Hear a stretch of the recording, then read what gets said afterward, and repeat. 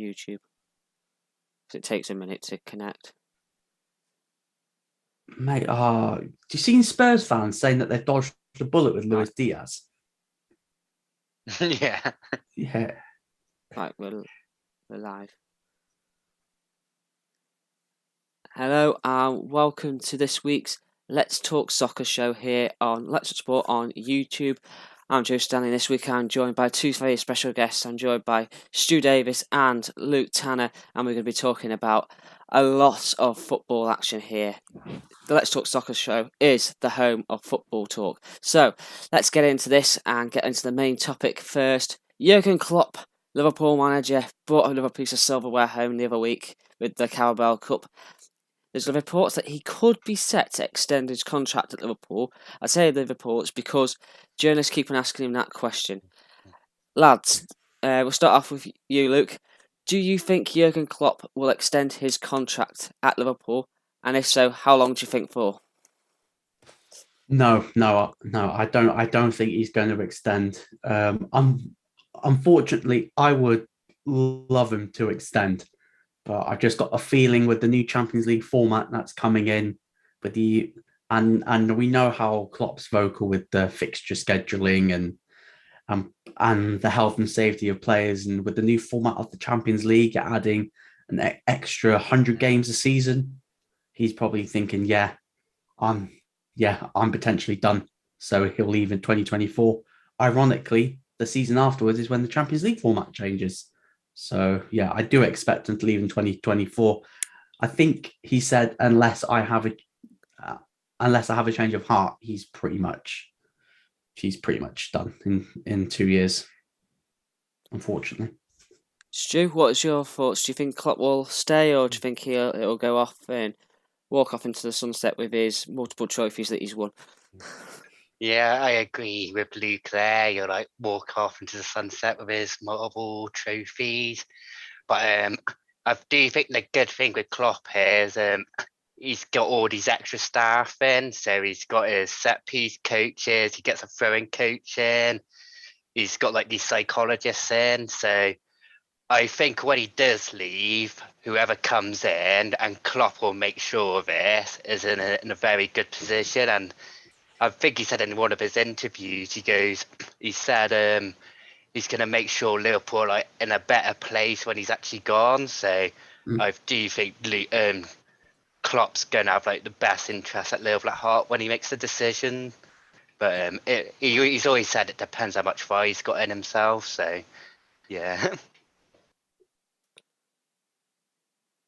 Yes, so both Stu and Luke say that they don't think Jurgen Klopp will extend his contract. Jim going to the comments saying that he's off to wash the kits at the grass shop. So, okay, I have to take his word for it. I think it's an interesting one. I think, personally, my heart says that I wanted to extend. Everyone here wants him to extend his contract.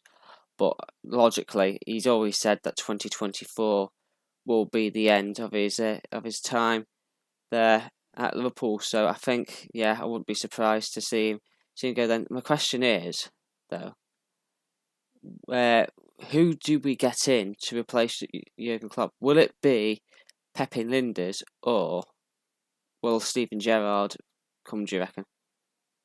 Hopefully neither, to be honest. Gerrard's got a lot to do, in my eyes, before he's even considered for that job, because he's always going to get the job down the line at some point down the line. But for him to take over Klopp, he's got to do something really special with Villa to change my mind. There's a couple of candidates who I'd like. I'd like Erik ten Hag, maybe, if he wants to stick it out at Ajax for an extra 2 seasons, or maybe another German in Julian Nagelsmann at Bayern. Hi, Jamie and Seb, because I know that they love Nagelsmann, and I think he'd be perfect at Liverpool. But no Gerrard, no Linders, please. Just because you're a good assistant doesn't make you a good manager. Just look at Paul Clements. He was Carlo Ancelotti's number 2. He tried management and he didn't do that great. Just look at the Rennie Meulenstein at Fulham. Thought he did he was under Sir Alex Ferguson, left, didn't do particularly well. Mike Phelan tried to do the same, didn't do a good job. So yeah, just because you're good assistant coach doesn't make you an elite manager. Stu, what's your thoughts on who should replace Jurgen Klopp when he does hand over the reins eventually?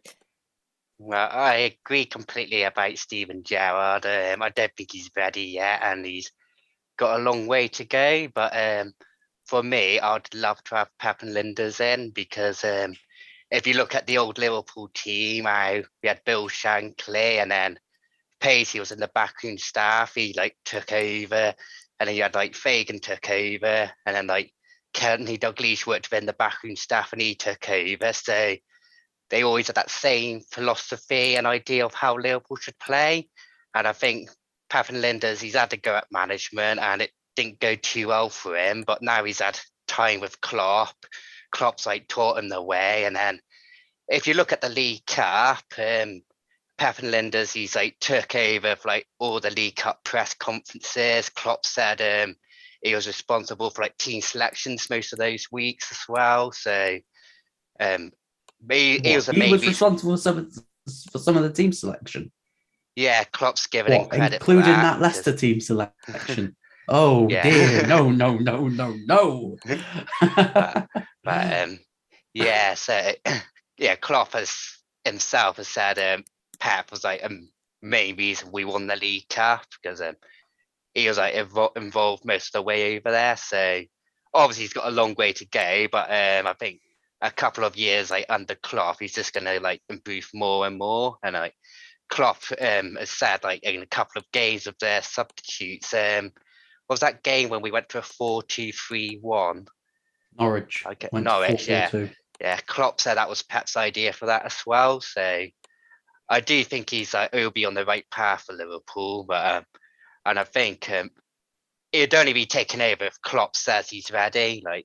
So that's the way I see it. But hey, Stu, remember the last manager that said, "Yeah, this guy's the guy to take over"? Remember the last manager that said that? What, Fergie to David Moyes? No, thanks, mate. But on the plus side on that, at least Klopp's actually worked with Pep, whereas Ferguson obviously never worked at all with Moyes. Might have made a big difference. So we're looking at the potential candidates. Obviously, if you weren't to have Pep and Linders or Steven Gerrard, who would you pick then as your next manager? Julian Nagelsmann, because I think he'll get bored at Bayern eventually, and I fully expect him to win the league in the next few years. Maybe he might win the Champions League. So I do expect him to move to the Premier League at some point, and hopefully he takes over Liverpool. He's my pick. Yeah, I'd probably have to say I think he's world class. Nagelsmann is. So yeah, it'd be a bit of a dream. It'd be a dream manager to get in after Klopp. So yeah, again, Ten Hag. If Ten Hag came in, then that would make me happy as well. You must think, obviously, there's other clubs that are wanting managers, but if you're a manager wanting to take another job, managers all speak to each other, agents are all speaking to each other. Some top managers will be thinking, a Liverpool job could be available in 2 years. Let's maneuver myself in a way which means I can get the job, or potentially be in the frame to get the job. So that is Jurgen Klopp and Liverpool. Moving on across the park and to the neighbours, Everton. Yes, it's not going so well for Frank Lampard over at Goodison Park and the blue half of Merseyside. Everton struggling 1 point above the relegation zone as we film this show today. And Stu's very kindly made the graphics that are on screen right now. The top graphic is the games played and the points, so it's the little table. And then the bottom graphic is the fixtures. Now, Stu, we'll start off with you. With the first big question, Do you think Everton Football Club, the club that's never been relegated in their history, will go down? I think they'll just about stay up, but I do think these next 2 games are like massive. Like as we're looking at the fixtures, they've like it gets extremely difficult. Like with we got West Ham, Man United, Liverpool, Chelsea. You don't expect them to pick up too many points there, if any.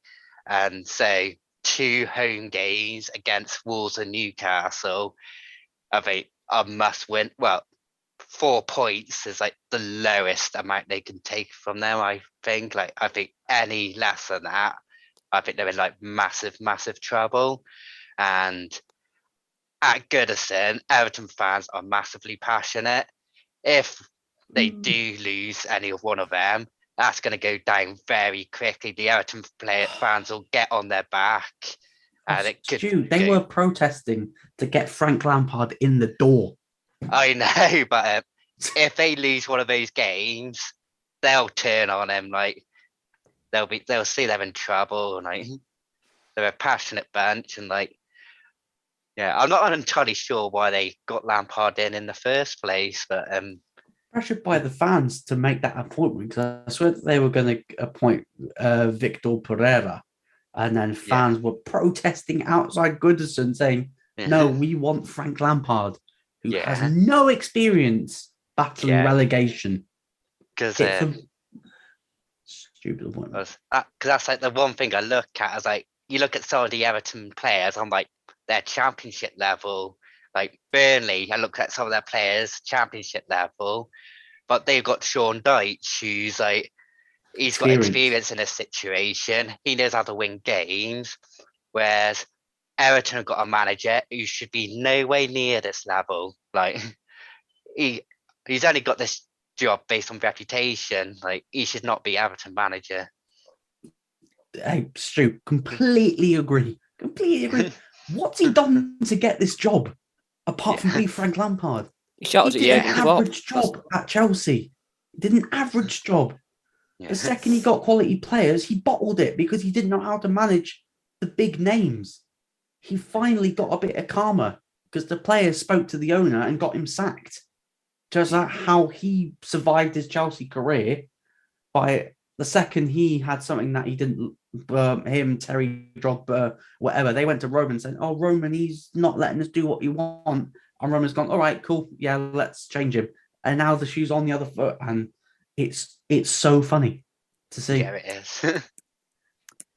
Yeah, I think they're only where they are.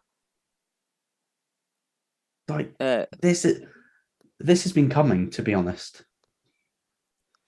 I think he's only where he is, Lampard, because, I'm not being funny, people make a big deal about... sorry, I've lost my train of thought. They make a big deal about the fact that he had a go at Jurgen Klopp. I know that it sounds like a stick to beat Liverpool fans beat Everton with, but there's a lot of talk about that when he got offered the job. He had to go at Jurgen Klopp that time on the touchline. He did an okay job at Derby, but really he should have got that squad promoted, in my opinion. Yeah, and then them into financial ruin. At Chelsea, he had a free pass the first season, did okay with the academy players, and then when it comes to the second season, when he spent all that money, he couldn't do it. He couldn't hack it. Yeah, and like I think he came out with the Gary Neville thing. Yeah, saying man management, something that I really struggled with. And but the thing is, like, he's not learned his stripes like at all. Like he didn't. Okay. We're going to compare Steven Gerrard and Frank Lampard again, but when Gerrard started his management career, where did he start? He started at the under-18s at Liverpool, where he could make mistakes because of the environment he was in. He was there to learn, and then he went out of England to Rangers, did a great job at Rangers to win the league. Yes, should he have won more trophies out in Scotland? Yes, probably. Yes, he should have won more than just one league title.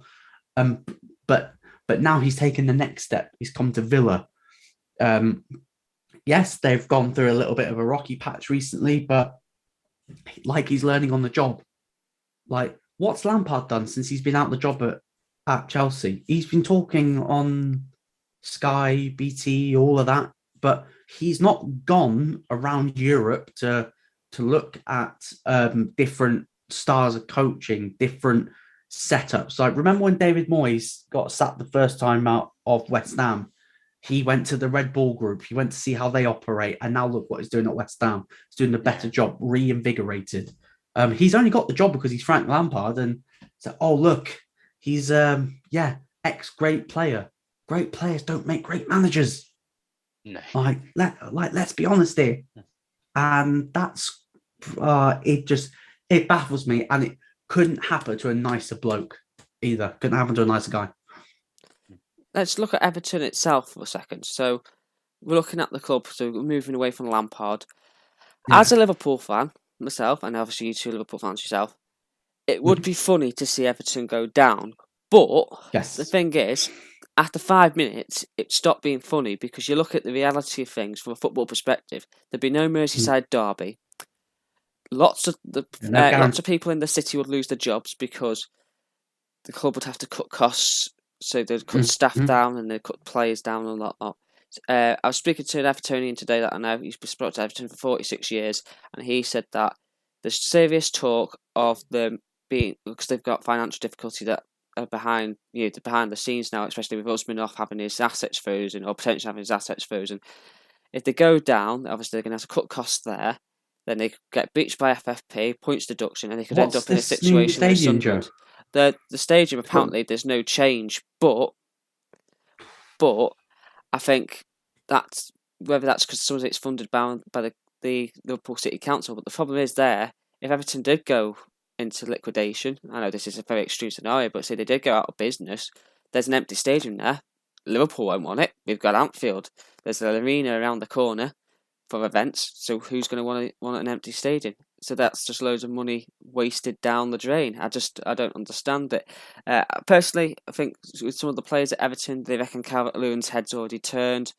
Richarlison surprisingly wants to stay, but I think if they go down, he'll have to go because his wages are too high and he's going to make money for them.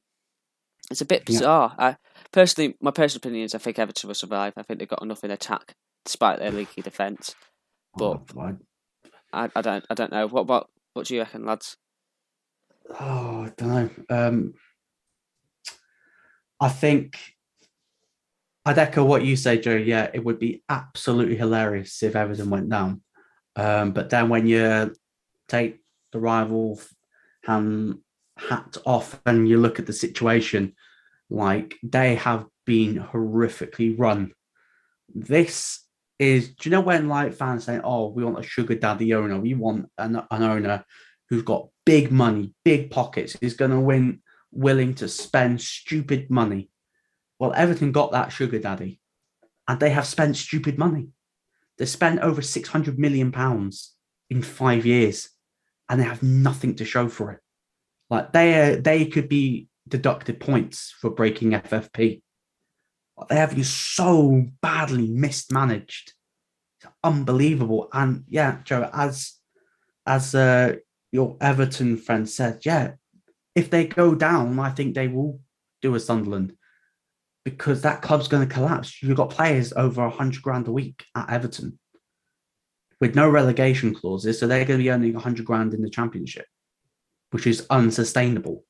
Plus, you've got the new stadium. I don't know why they haven't tried to extend Goodison or to refurbish Goodison. I don't know why they haven't tried, Joe. Do you know why they haven't tried to extend Goodison or refurbish Goodison? Yeah, they haven't tried to do that because it's attached to a church. So the church it's attached to is a registered builders. They can't do anything on that one. And then 2 of the stands go directly onto streets, which they're not allowed to build onto the actual streets, and they can't afford to buy the houses nearby either. So they said it was a cheaper option to build a new stadium across the other side of the city, but even I think it's cheaper because they're not paying for half of it. Yeah, so yeah, but when you look at that squad, that back line is Championship back four. That Pickford is having a shocking season. He was absolute garbage in the Spurs game. You look at John Joe Kenny, Championship. Michael Keane, Championship. You got Seamus Coleman, finished. Like he's done. He's got no legs left.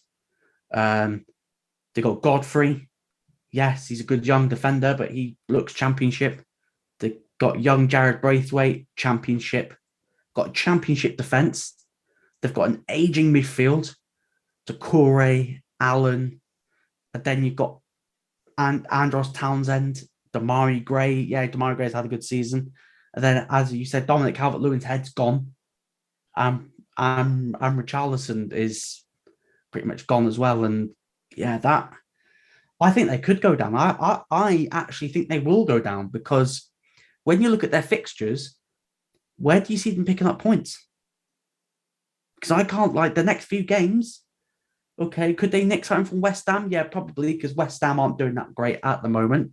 But do you expect them to beat Liverpool at Anfield? No. Do you expect them to get any points in the next 6? No. And I know they've got games in hand over other clubs, but I back Burnley to get out of the situation that they're in because of Sean Dyche, the experience that squad has got, and they've made shrewd acquisitions in January with Big Voot up front. And I think Leeds are just going to have enough quality to get out, even though they've just had a new manager. But yeah, I think Everton are going to go down. And if they go down, they're not coming back up. They're not coming back up for a while, which would be sad to see because Everton are a big club. They are a big club. And if the money would have worked properly, they are a sleeping giant, but they've been badly mismanaged. You've got two money men who don't know what vision they want. One wants to do it the British way. One wants exotic names like Carlo Ancelotti, James Rodriguez is, absolute mess. Jamie Begoy's comments Doucouré, is 29 and Allen is 31. Not exactly aging. Well, 31 is getting on, but 29 I can give you for Doucouré, but 31 I think for a defensive midfielder is at reaching the age. Stu, what's your thoughts on the Everton situation?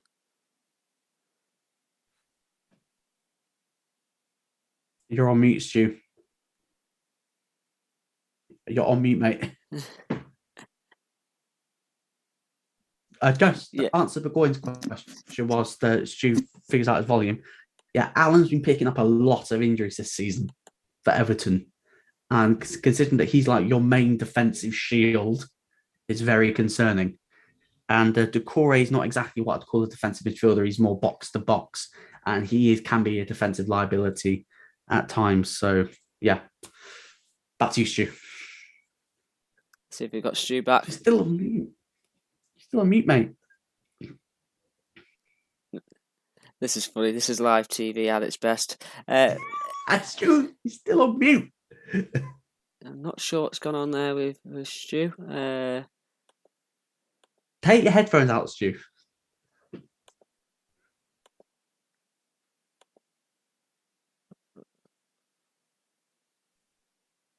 There we are. Let's try again. No, can't. Yeah, Stu. Anyway, what are the 3 teams to go down then? Then I think Norwich are pretty much penciled on. So the other 2 are either Watford. Everton, or Leeds, whoever. I would have sprung a surprise with Brentford because I thought Brentford are dropping like a stone, but they picked up a massive win against Norwich. So I think they'll be fine thereabouts. But I think it'll be Watford, Norwich, and I think Everton will go down. I think their mismanagement's going to catch up with them. The mismanagement's going to catch up. We're going to move on, and we're going to talk about Marcus Rashford at Manchester United quickly.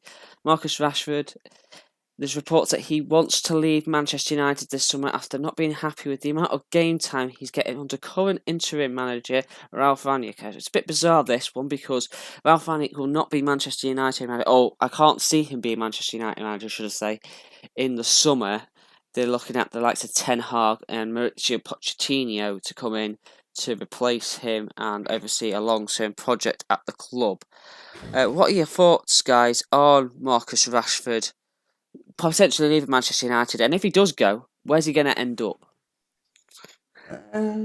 I think I've seen links of PSG, Real Madrid, Barcelona, more PSG by Fabrizio Romano, but I don't think that's likely.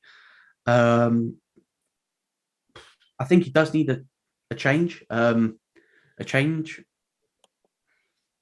He has got a massive ego. There's been rumours that he's been leaking stuff out to the press, and I think he has been one of the players leaking stuff out that dressing room. Every time United are going through a bad patch, having a bad game, there's always tweets saying, "Oh, Marcus Rashford, he's training extra hard. He's staying behind. He's modelling his game around Cristiano Ronaldo and all that rubbish." Well, the fact is, he's been absolutely bang average. And I don't know why he's moaning about not playing, because when he's played, he's been, apart from that couple of games spell when he came off the bench and scored, he's been pretty much poor all season.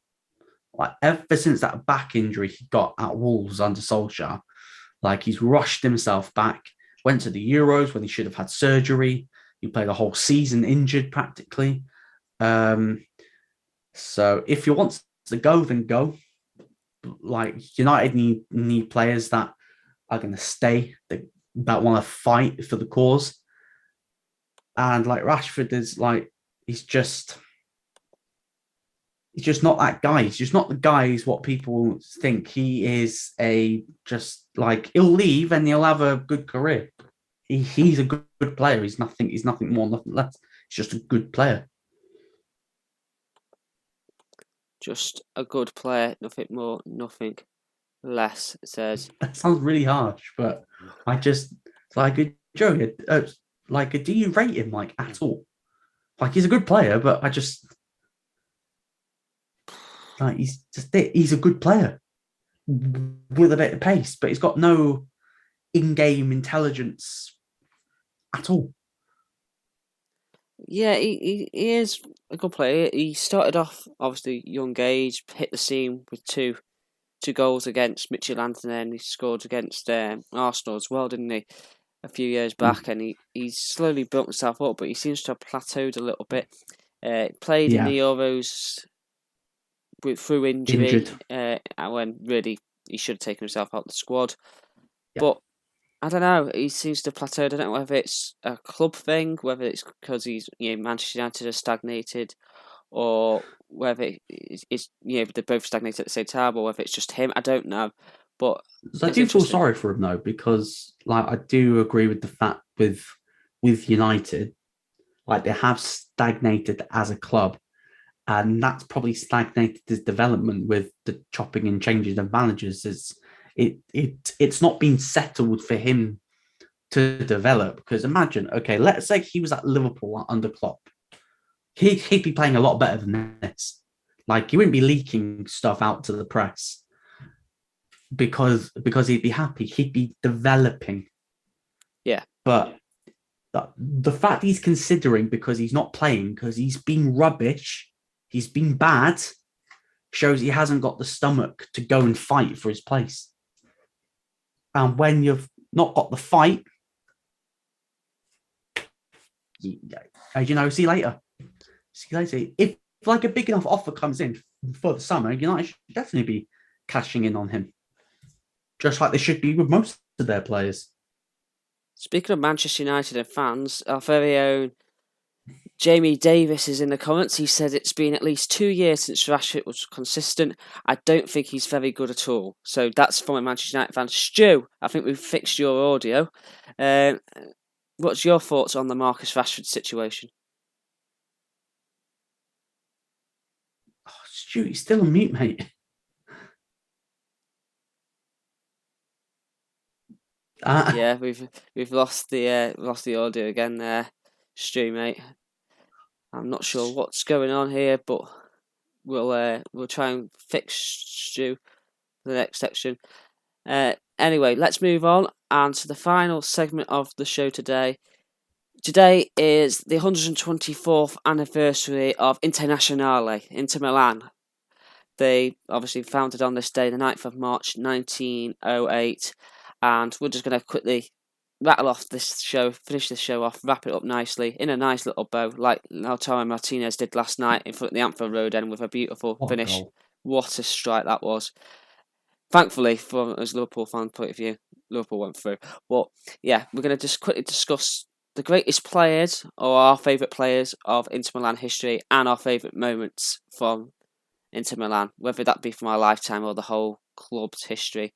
I don't know if we've got the audio back for Stu. If we're struggling with the audio with Stu, send us a little message and I'll read out your moments. We'll start off with you, Luke. Who's your favourite Inter Milan player throughout history and your favourite moment?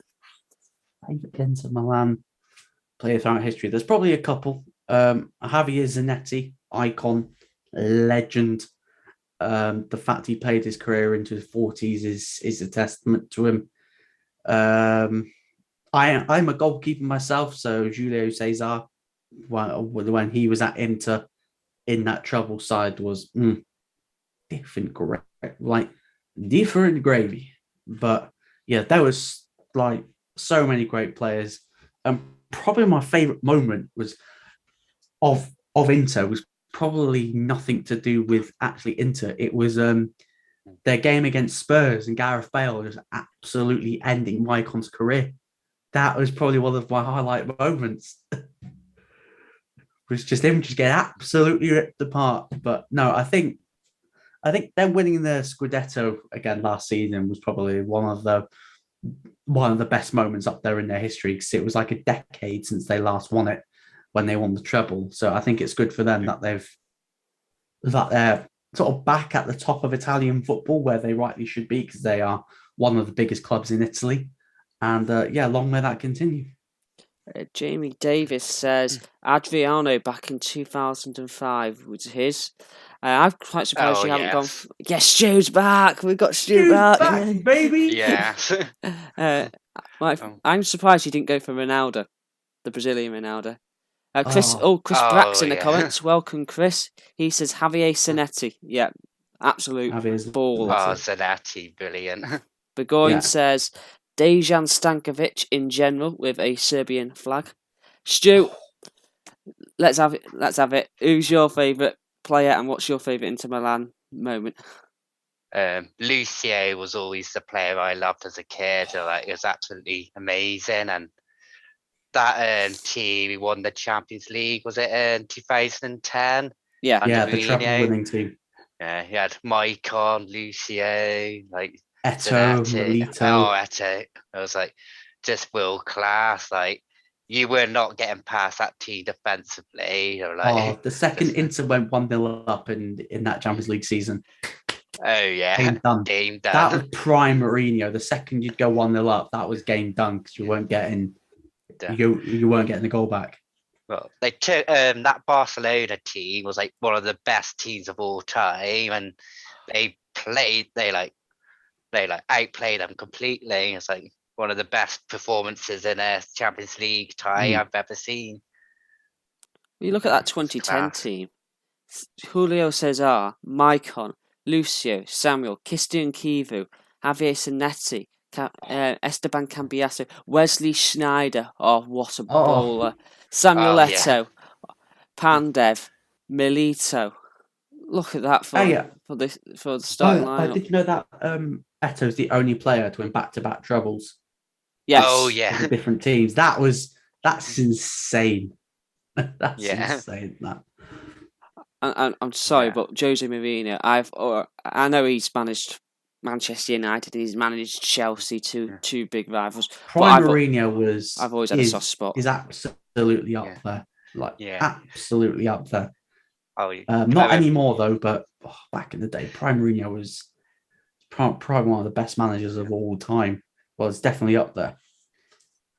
I just loved the story with Balotelli when he was saying he was on a yellow card. He goes, "Don't do anything stupid." At half time, off. 15 minutes talking to him at half time, sent off within a minute.